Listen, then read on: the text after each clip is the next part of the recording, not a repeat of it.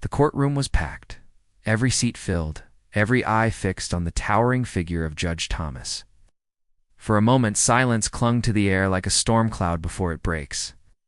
Then came the sound, his gavel slamming down with a finality that seemed to echo across the nation. His words cut through the stillness, cold and deliberate. Jasmine Crockett was being fined $500 million. The gasp was instantaneous. Lawyers jolted upright. Reporters scrambled for their phones. And the crowd erupted in a murmur that bordered on chaos. 500 million. Not 5,000. Not 5 million, but $500 million. Levied like a weapon against one woman whose only crime had been refusing to bow. Within minutes, headlines flashed across screens everywhere. Judge Thomas hits Crockett with historic $500 million fine. Cable news anchors stammered through their scripts, their voices barely concealing the astonishment. Social media exploded, hashtags trending in real time as Americans tried to process what they had just witnessed. Some called it justice. Others called it persecution. But everyone agreed on one thing. They had never seen anything like this before. Crockett sat still, her eyes locked on Thomas. Act! There was no panic, no visible crack in her composure, only a calm so defiant it seemed to unnerve even the stone-faced bailiff standing nearby. Around her, the weight of the fine hung like a guillotine, designed to crush her voice, her career, her very existence. The judge leaned back. Satisfied, convinced he had delivered a blow that would end the fight before it had truly begun. For him, this was a warning shot to anyone daring to challenge his power. For the crowd, it was a spectacle history unfolding in real time, the kind of moment that would dominate conversations in homes, in workplaces, in every corner of the country. But beyond the courthouse doors, something larger was happening. People weren't just shocked, they were electrified. This wasn't just a fine, it was a test of what America stood for. Would power silence truth? Would money crush dignity? As cameras zoomed in on Crockett's steady gaze, one thought spread. Like wildfire, this was not over. But no one was prepared for what Crockett would do next. The sheer size of the fine wasn't just a number on paper, it was a message written in bold letters across the American conscience. $500 million wasn't designed to be paid. It was designed to break, to silence, to erase Jasmine, Crockett's voice from the arena where she had dared to challenge the comfortable lies of the powerful. In the days that followed, commentators lined up to analyze the verdict. Some called it unprecedented, others called it absurd. But beneath the legal jargon, the real story was unmistakable. This was about control. Someone like Crockett, a sitting representative with a growing national platform, could be hit. With a penalty so crushing, what did that mean for ordinary Americans who dared to speak out? If this was possible for her, then no one was safe. The stakes weren't just political. They were deeply personal. Across living rooms, kitchens, and classrooms, families replayed the footage and asked the same question. Is this really America? A place that prides itself on freedom, fairness, and accountability now seemed to be weaponizing its own institutions against one of its own citizens. And yet, this wasn't the first time America had seen such tactics. History is filled with attempts to muzzle, dissent fines, lawsuits, intimidation, even jail cells. But there was something about this moment that felt different. Maybe it was the sheer audacity of the number. Maybe it was the way Thomas delivered it, with that icy satisfaction. Or maybe it was the fact that Crockett herself didn't flinch. Whatever the reason, people sensed that this wasn't just a courtroom skirmish. It was a battle for the soul. Of democracy itself, supporters of Crockett quickly rallied, flooding social media with outrage. Memes compared the fine to the GDP of small nations. Hashtags like #StandWithCrockett and #Justice, not silence trended for days. Her allies argued that if powerful judges could levy billion-dollar punishments on outspoken leaders, then free speech was nothing more than a privilege granted at the whim of the elite. Critics, on the other hand, cheered the decision, insisting it was long overdue payback for someone they viewed as too bold, too disruptive, too unwilling to know her place. But beneath the noise, something deeper stirred. For progressives, immigrants, working families, And anyone who had ever felt crushed by a system tilted in favor of the wealthy and well-connected, Crockett's ordeal became symbolic. It was no longer about one woman or one courtroom. It was about whether America still had room for dissent, for voices that refused to be silenced. No matter the cost, the $500 million fine loomed like a mountain, immovable and impossible. Every analyst agreed no one could walk away from that unscathed. It was designed to be the end of the story, to force surrender, to ensure silence. And for a moment, it looked like the plan had worked. Headlines painted Crockett as cornered, overwhelmed, a career already being written in past tense. The establishment smiled, believing they had contained the fire, but fires don't die so easily. Sometimes when pressed against the weight of injustice, they ignite brighter than ever. And just when it looked like Crockett would be buried under the weight of $500 million, she revealed a secret weapon. To understand the thunderclap of that $500 million fine, you have to step back and look at the man behind the gavel, Judge Thomas. For decades, he sat cloaked in the aura of authority, his black robe more like armor than attire. To the outside world, he projected an image of stern discipline, of law and order embodied. But scratch beneath the surface, and a very different portrait began to emerge. A man who had mastered the art of power not through fairness, but through fear. Thomas had built a career on rulings that favored the entrenched and punished the daring. Time after time, when ordinary citizens went up against corporations or political elites, Thomas's decisions fell like dominoes in one predictable direction. The side of money, the side of power. For years, critics whispered that his courtroom wasn't a place of justice, it was a theater where the verdict was already decided before the curtain even rose. His arrogance was legendary. Colleagues described him as dismissive, convinced of his own infallibility. Stories circulated of him mocking younger judges behind closed doors, scoffing at attorneys who dared to challenge him, and waving away ethics complaints like gnats on. A summer afternoon, in Thomas's mind, accountability was for others, never for himself. And yet, he wore his contradictions like a second skin. He spoke of preserving tradition, yet aligned himself with shadowy donors whose only tradition was profit.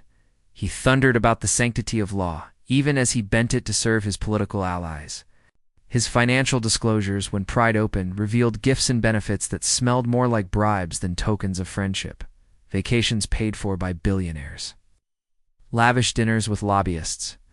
Behind the facade of impartiality was a man entangled in a web of questionable alliances. For the public, these revelations were damning. But for Thomas, they were little more than background noise. Time after time, he had weathered storms that would have sunk lesser men. Investigations fizzled. Headlines faded. His arrogance only deepened with each escape.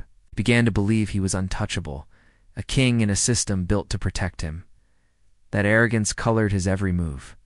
When he delivered the $500 million fine against Crockett, it wasn't just punishment, it was a performance.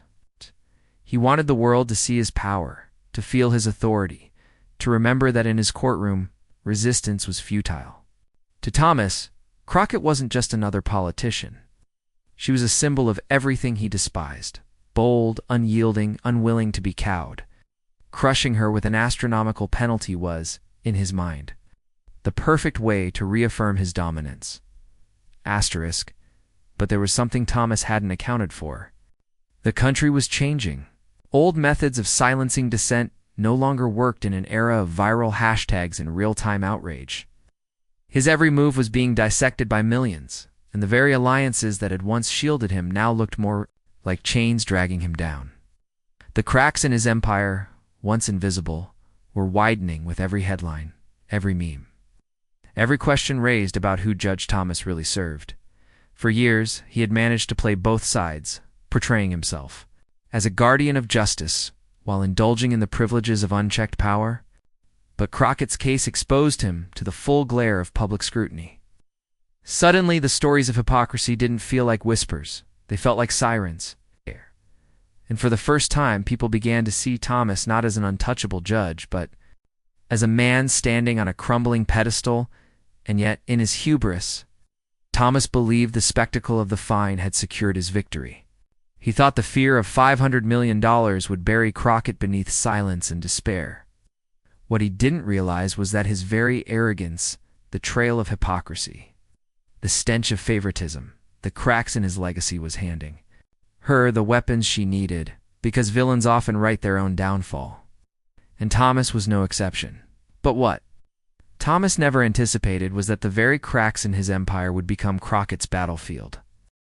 Before she ever stepped into that courtroom, before her name lit up national headlines, Jasmine Crockett's story was one of grit, sacrifice, and an almost stubborn belief in the possibility of justice. To the casual observer, she may have looked like just another politician caught in a battle with a powerful judge. But to those who knew her journey, that $500 million fine wasn't the beginning of her fight. It was the culmination of everything she had endured to get to that moment.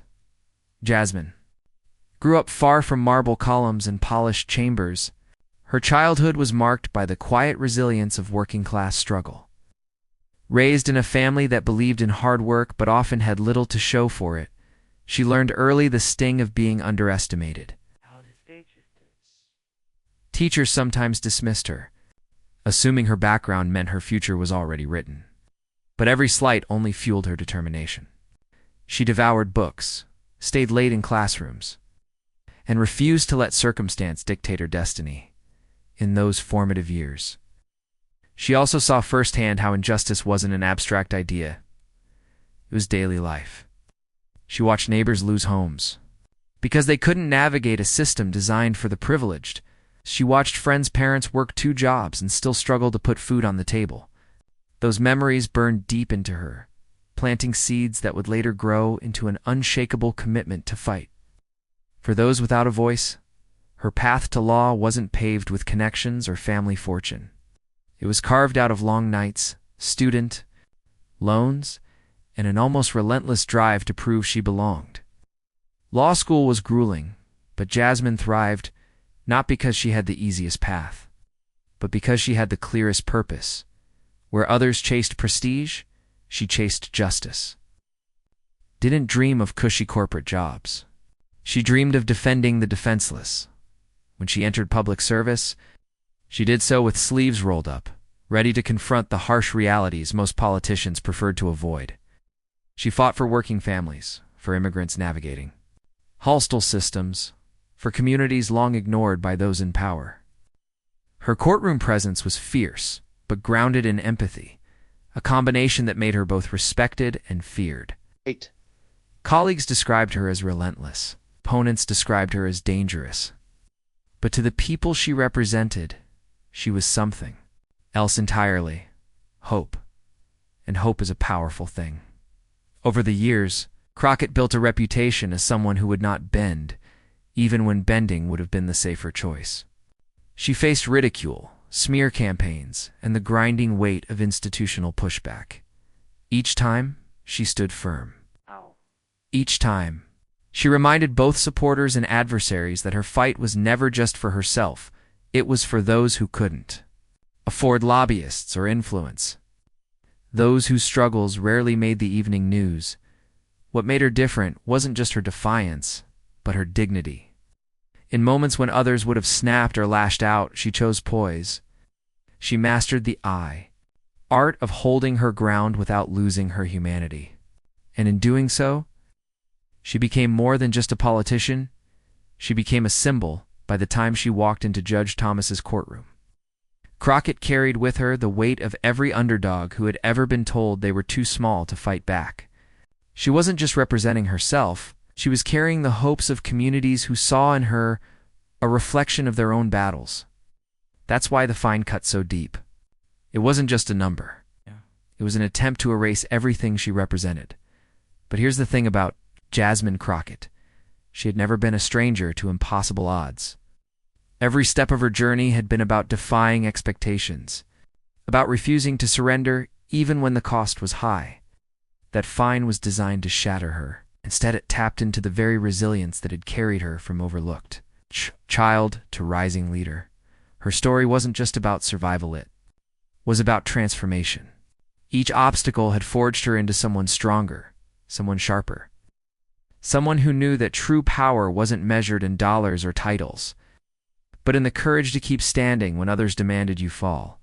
So when Judge Ristomas thought he had cornered her with a fine meant to end her career, what he had really done was unlock the full force of her unshakable resolve, and that unshakable resilience would soon explode in the most dramatic courtroom counterattack America had ever seen. The air inside the courtroom grew thick, as if everyone was holding the same collective breath. The gavel had fallen, the fine had been pronounced, but the story wasn't over. Jasmine Crockett remained seated at her table, calm, her hands folded neatly, her gaze steady. It was the kind of composure that unsettled her opponents. Judge Thomas, however, interpreted it differently.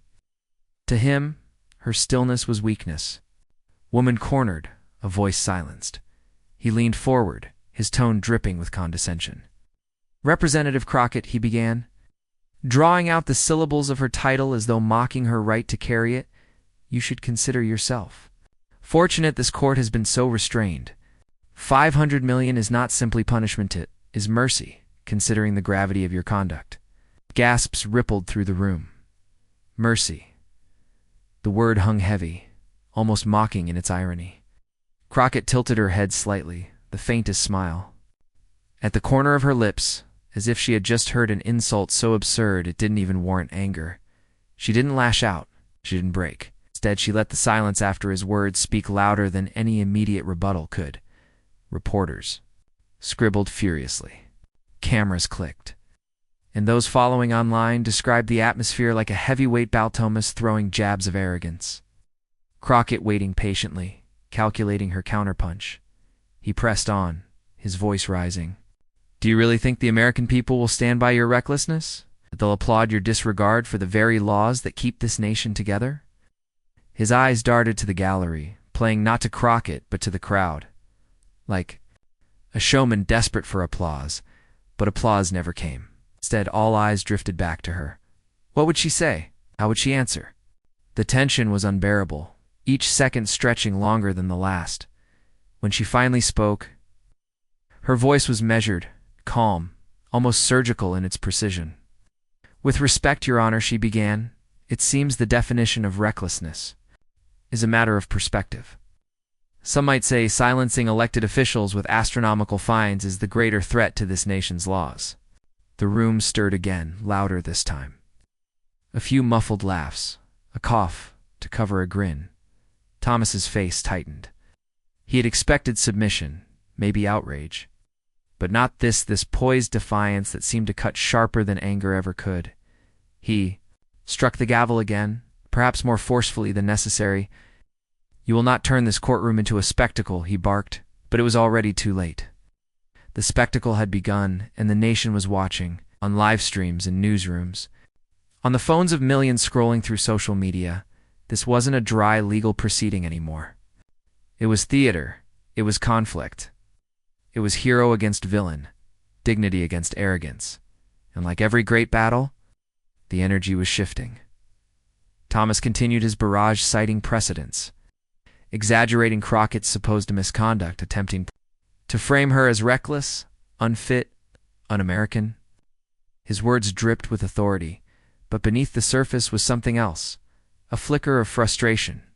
He could feel the ground shifting, the narrative slipping from his control. Crockett, meanwhile, remained unshaken. Every attack only seemed to sharpen her focus. Her eyes didn't waver, her posture didn't bend. She responded sparingly, each word chosen with precision, like a chess master moving pieces toward an inevitable checkmate. For the spectators, it was mesmerizing. For the judge, it was infuriating. And then just when the verbal sparring reached its peak, when the tension in the room felt like it might snap, Crockett leaned forward. Her voice steady, but charged with a quiet power that drew every ear closer. She revealed something Thomas never saw coming, and then Crockett struck back with a revelation that changed everything. For a moment, time itself seemed to pause. Hymn of cameras, the scribbles of reporters, the shuffling of restless feet, all of it stilled as Jasmine Crockett leaned into her microphone. Her voice didn't rise with fury. It didn't shake with nerves. It was calm, sharp, and deliberate like the first note of a song everyone suddenly realizes they've been waiting to hear. "Your Honor," she began, her words steady, "you accuse me of recklessness, of disregarding the very laws that keep this nation intact. But let's be clear, what threatens the integrity of our nation isn't dissent. It's hypocrisy." The gallery stirred. Phones shot into the air, desperate to capture what they knew instinctively was about to become a viral moment. "Judge." Thomas shifted in his chair, the practiced mask of indifference beginning to crack. Crockett continued, her tone unwavering. "You claim to protect tradition, to safeguard the law, yet the record tells a different story. It tells of decisions shaped not by justice, but by convenience. Of rulings that protect the wealthy while working families suffer. Of a judge whose vacations, dinners, and friendships with billionaires raise questions no gavel can silence." Echoed across the courtroom. Thomas's face flushed, and he slammed his gavel. "Representative Crockett, you will confine yourself to the case at hand." But Crockett didn't flinch. She let his anger wash over her, then allowed silence too, stretched just long enough to make the tension unbearable. When she spoke again, her voice cut through the noise like a blade. "This case is about the law. It's also about who the law serves. Today, Your Honor, the American people are watching closely to see whether it serves truth or whether it serves you." The reaction was electric. Reporters' pens flew across notepads, live-stream chat boxes exploded with fire emojis and exclamations. The judge's authority suddenly felt smaller, not absolute, but fragile, vulnerable to the weight of the truth being spoken aloud. Thomas attempted to recover, fumbling through his papers, citing statutes with a voice that no longer carried its usual thunder, but each citation sounded thinner, each protest weaker. As Crockett stood taller without ever raising her volume, and then came the evidence, methodically. She laid out a series of documents and records, contributions, correspondence, inconsistencies that painted a picture of a man whose impartiality was far more questionable than any accusation he had thrown at her. One by one, the pieces fell into place, like a puzzle assembling itself in front of the nation. Every page she cited, every date she recalled, every line she quoted, chipped away at Thomas's facade of invulnerability.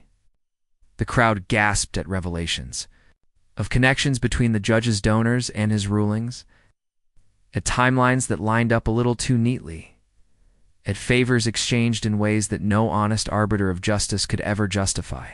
Thomas interrupted, his voice rising in desperation. "These claims are irrelevant. They are inflammatory. This is not a political theater, Representative." But it was political theater, and Crockett was directing it with masterful precision. She paused, letting the silence do its work again. "With respect, Your Honor," she said softly, "if shining light on the truth feels like theater, perhaps that says more about the performance you've been giving than the one I'm accused of staging." The room erupted. Laughter, gasps, murmurs, all spilling over despite the bailiff's attempts to restore order. In that instant, Crockett wasn't just a defendant.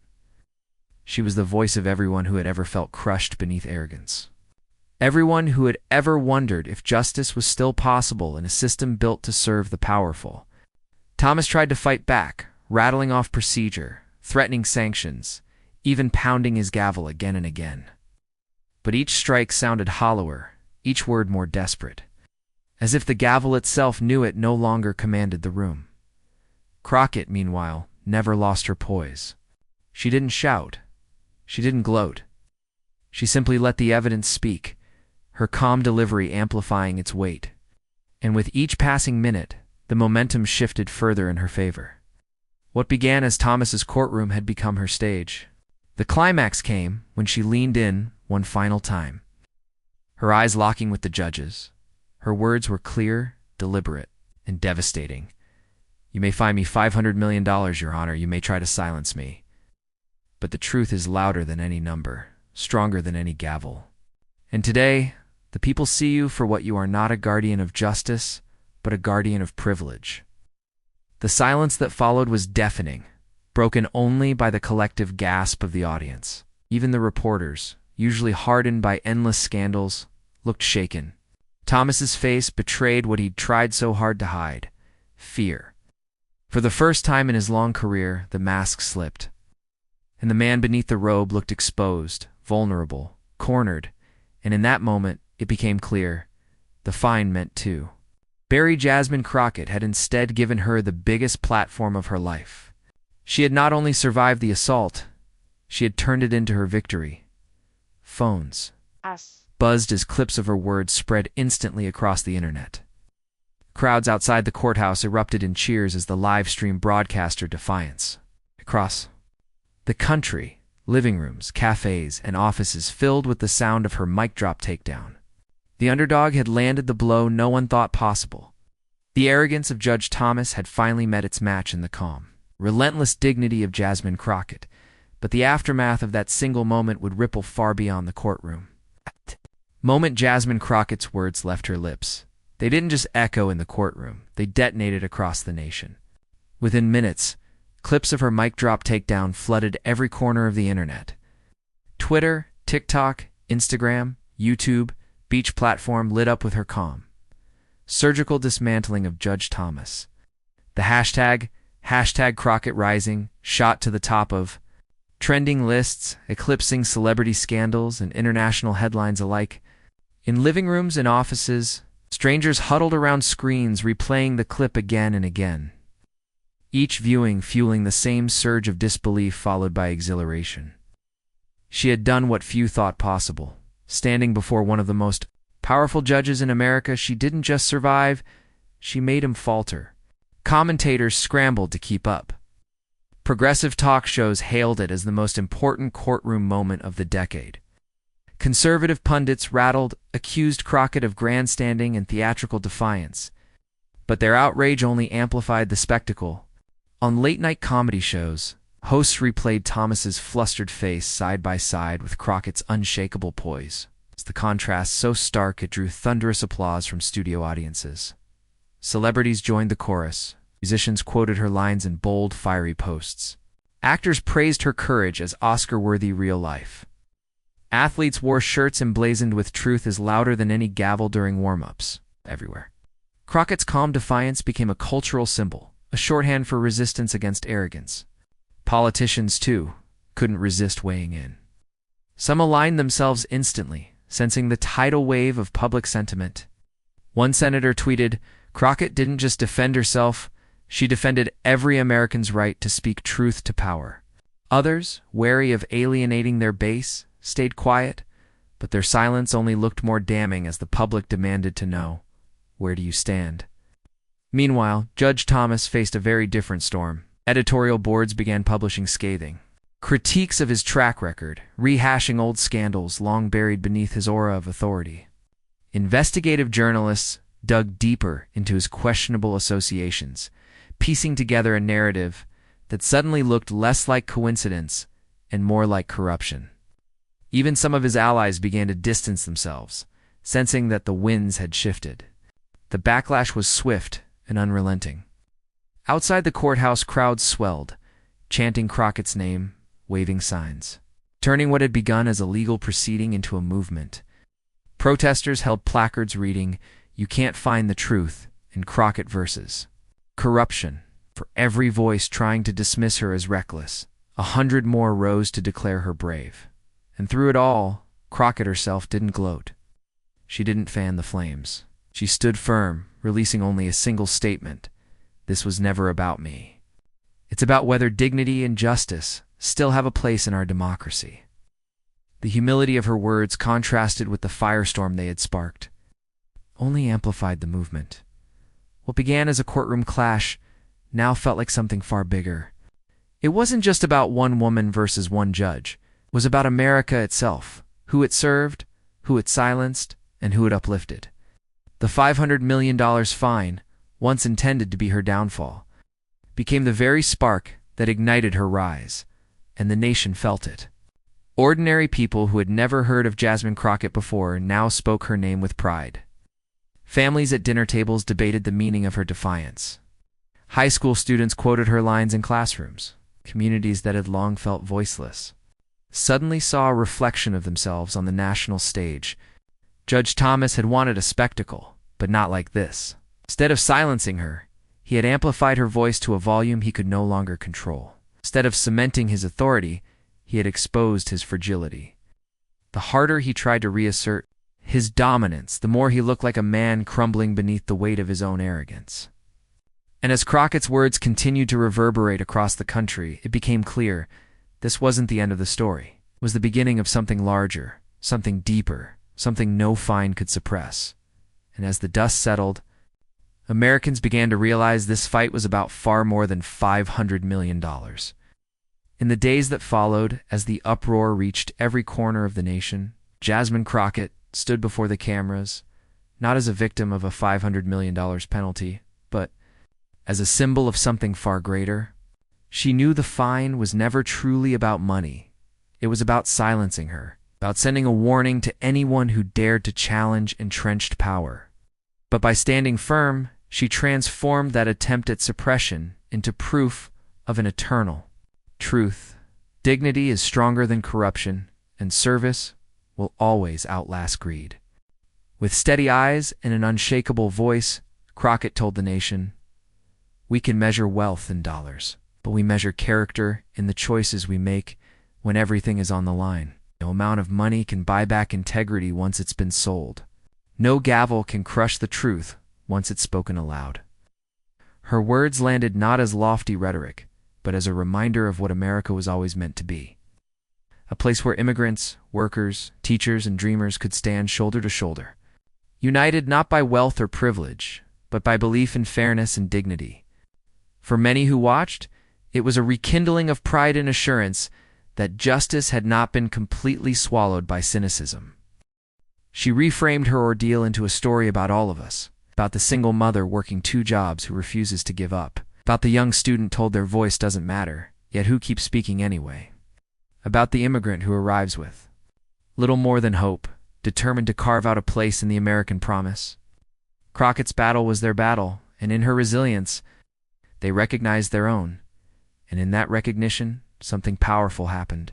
People began to believe again not in perfection, but in the possibility of justice. Not in heroes who never falter, but in ordinary individuals who rise when tested. Crockett didn't claim to be flawless. She claimed to be faithful to her values, her community, her country. That humility gave her message weight no headline or hashtag could manufacture. She reminded America that true patriotism is not about blind loyalty to power, but about holding power accountable. That the real measure of leadership is not how much you can demand from the people, but how much you can endure for them. And in making that distinction clear, she left her opponent exposed, not simply as a man who tried to silence her, but as someone who mistook fear for authority and greed for greatness. The fine, once meant to break her, now seemed trivial against the vastness of what she had stirred. What Thomas had tried to weaponize became the very proof of his failure. Because while money can intimidate, it cannot inspire. And in the contest between intimidation and inspiration, America always remembers the latter. Crockett's story, then, it was not just about resistance. It was about renewal. It's about proving that in a democracy, even the smallest voice has the power to echo across generations if it speaks with honesty and courage. That no institution, however mighty, can forever suppress the human hunger for justice. As she concluded her speech, Crockett left the nation with a reminder that was as much a challenge as it was a comfort. Every time someone tries to strip away your dignity, remember you are not standing alone. Justice does not belong to the powerful, it belongs to the people brave enough to demand it. And in that moment, Americans understood. This was not just about a courtroom clash. It was about the very soul of the nation, about what kind of country we wanted to be. The lesson was clear, seared into the collective memory like a scar and a promise all at once. And that's why this moment will be remembered as more than just politics. It was a turning point in America's story. Jasmine Crockett faced a $500 million fine, a blow designed to bury her under the weight of intimidation. But instead of breaking, she rose. Her counterattack didn't just shake Judge Thomas, it changed everything. What was meant to be her downfall became her defining moment, a reminder to the entire country that truth cannot be bought, dignity cannot be fined, and resilience will always find its voice. This story is not just hers, it's ours, everyone. Of us who has ever been told to stay quiet, to shrink, to accept the unfairness of a system tilted against us, now has a living example of what it means to fight back. Crockett didn't just resist, she redefined the battlefield. And in doing so, she gave us a lesson. Courage in the face of power is contagious. But here's the truth. This moment cannot live only in headlines or hashtags. It has to live in us. If you believe in dignity over corruption, in service over greed, then this is your story to carry forward. So here's what you can do right now. Subscribe and stay part of this movement. Share this story so more people know that arrogance can be challenged and justice can still win. Add your voice, because silence only helps the powerful. And most of all, remember that you, too, have the power to stand up, to speak truth, to refuse to be silenced. Crockett's counterattack may have shaken the courtroom, but the ripple effect depends on us. Together we can make sure this moment doesn't fade into just another headline. Together, we can make sure it becomes the turning point America never forgets. Will you stand with dignity?